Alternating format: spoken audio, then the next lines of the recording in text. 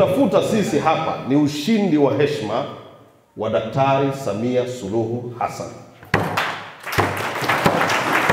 Na tunasema ni ushindi wa heshima kwa nini? Kwa sababu aliyoyatenda na kuyafanya Dr. Samia kwa miaka yake 4 tu ya uongozi wake, ambao mimi na wewe hatukumpa kura hiyo ya kuwa rais. Akaenda akawa rais kwa mujibu wa katiba ya nchi yetu, lakini akajua katiba hii ninayoisimamia inahitaji nitende haki kwa Watanzania, inahitaji niwasaidie Watanzania. Daktari Samia Suluhu Hassan amefanya mambo mengi sana, mpigieni makofi ya kutosha.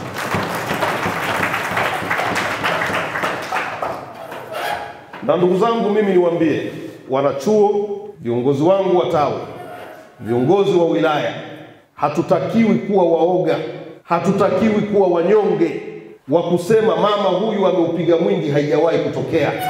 Unanielewa vizuri? Yaani tunaona kumwambia rais wetu kwamba umeupiga mwingi haijawahi kutokea. Eti mtu anakuambia kwani hao waliokuwepo hawakuwa wakwetu? Walikuwa wakwetu, lakini na huyu tunasema aliyoyafanya amevunja rekodi, haijawahi kutokea. Mkuu wa chuo alikuwa anatupa taarifa hapa. Anasema hii Kagemo, hiki chuo miaka yake ni miaka ya uhuru wa nchi hii ukiondoa mmoja tu. Chuo cha mwaka 1962 hiki. Mwaka mmoja tofauti na miaka ya uhuru tulionayo leo. Maana yake hiki chuo kina miaka mingapi?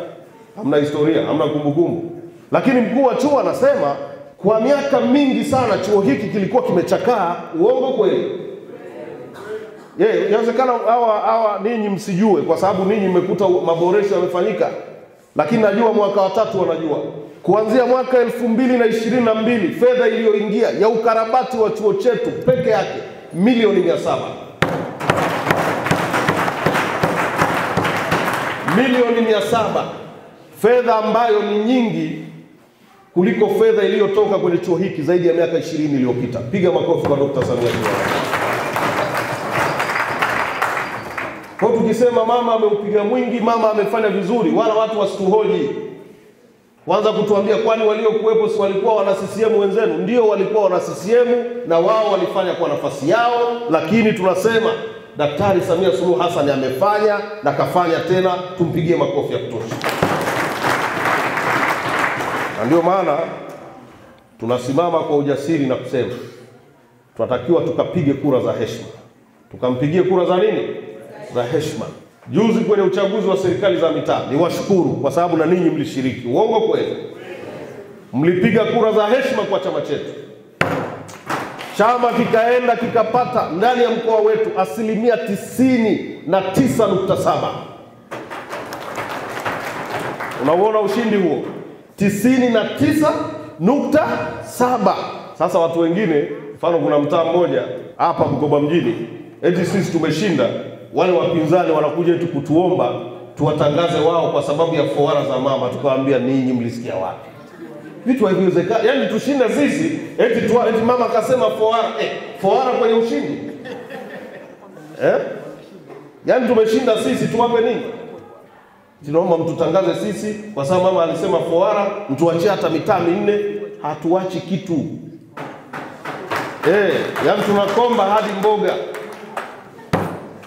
Kwa hiyo tunachotaka kukifanya ni kama kile tulichokifanya serikali za mitaa. Tuwapige mpaka tuwapige tena. Hapo vipi? Sisi tukiwa tunatafuta, wao wamelala.